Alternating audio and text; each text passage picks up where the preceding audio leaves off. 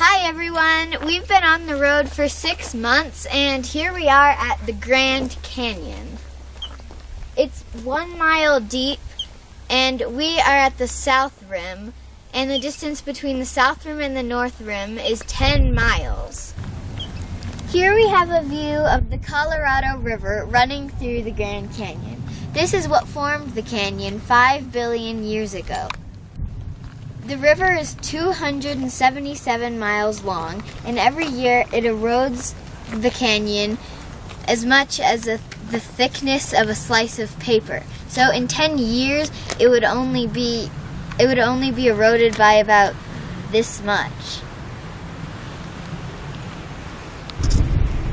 So you can't go to the Grand Canyon without seeing the famous sunset. And here it is for you guys, and you guys get to see it right in your very own classroom. It's supposed to make the whole canyon a bright orange color, but it's not really doing that right now. But it's still really pretty and awesome. I woke up this morning and there was a big bull elk in another campsite. Look at the antlers on him. It's coming closer. They're very tame. It's because people don't get too close. Oh, look at that. He's beautiful.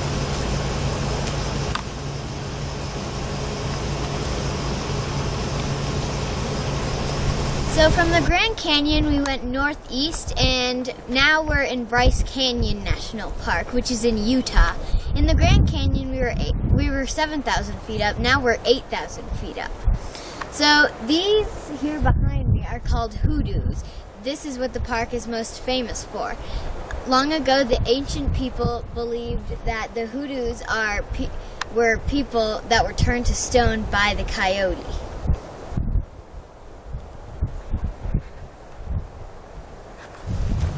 So here in Bryce Canyon, these hoodoos are formed by erosion because they get 200 days of snow and rain. So the snow and rain freezes and then thaws and then freezes again, and as it's doing that, the windows, as they call them, expand, and then the top breaks apart and it forms the hoodoos.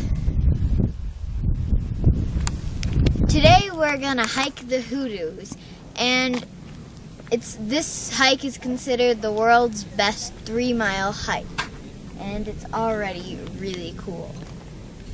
We've hiked almost a mile down and we're in the Queen's Garden. This right here is the Queen's Castle, and this one is called Queen Victoria. This hoodoo they call Thor's Hammer.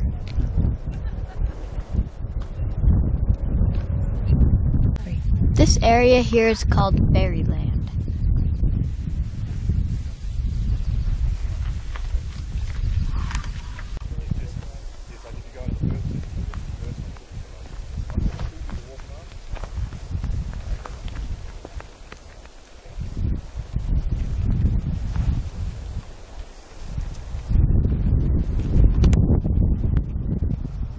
Look what we spotted on our way back from Fairyland Point. It's a pronghorn. Pronghorns you don't see a lot.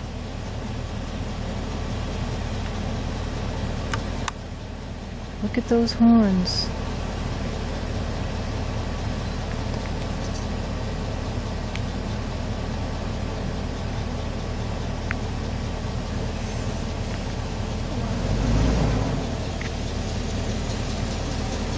Wow, he's pretty. There he goes across the street.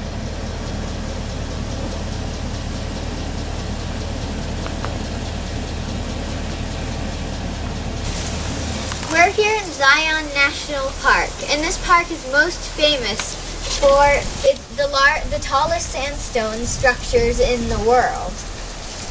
We're here at the Weeping Rock, and it may look like it's raining, but that's actually the water dripping down from the rock. It takes 2,000 years for the water to come through the rock.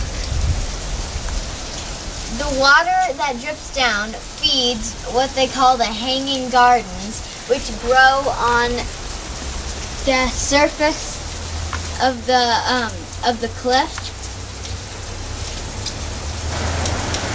This is the Virgin River, and it's the lifeblood here at Zion Canyon.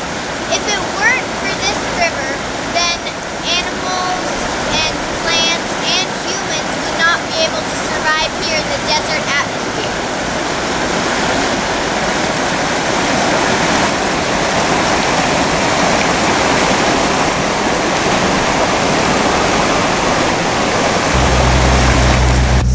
We can get so close to the wildlife here in Zion National Park. This is a deer, but unlike the deer in Maine, he has really big ears and what are these deer called?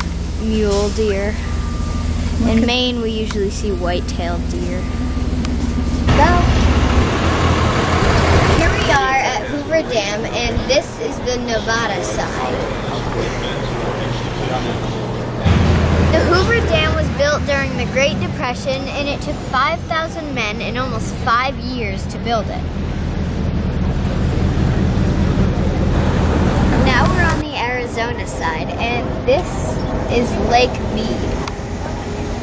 It was formed by the damming of the Colorado River, and it's one of the world's largest man-made lakes. And it gives water to 3 states: Arizona, Nevada, and California. Let's see if you can guess where I am.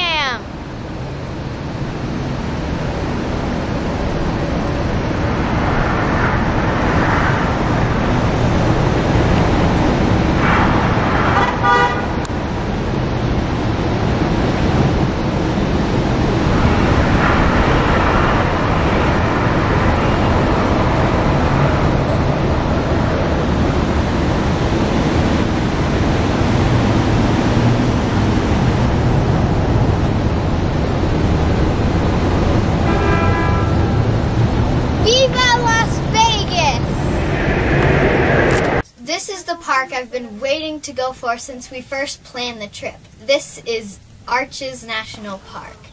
And this, in the background, is one of the most famous arches here, and it's called Delicate Arch. Just like the hoodoos in Bryce Canyon, the arches are formed by erosion. But in order to be an arch, they have to be at least 3 feet tall. So I am standing in an arch right now.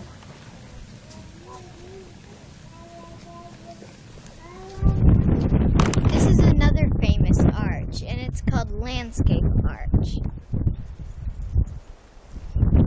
The pieces of broken rock down there fell from the top of the arch in 1991.